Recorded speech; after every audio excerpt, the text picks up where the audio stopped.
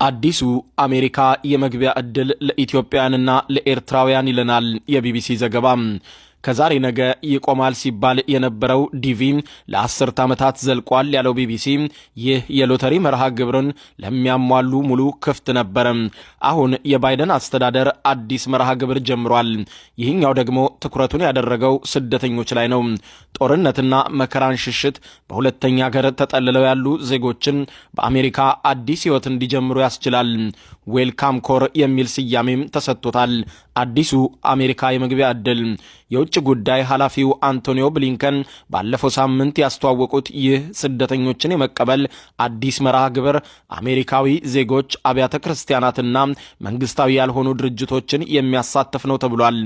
ብሊንከን የዚህም መርሃ ግብር መጀመር ሲያበስሩ አሜሪካ በስደተኞች የተመሰረተች ሀገር መሆኗን በመዘከር ነበር።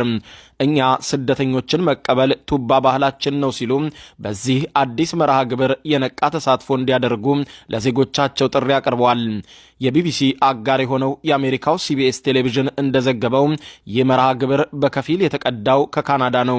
ለመሆኑ ይህ ስደተኞችን የመቀበል አዲሱ መርሃ ግብር እንዴት ነው የሚሰራው? ማንንስ ተጠቃሚ ያደርጋል? ለስደተኞችስ የተከሸነው አዲሱ ዲቪ ምንድን ነው?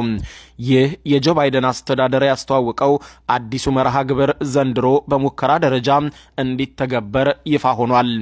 ስሙም ዌልካም ኮር ይባላል።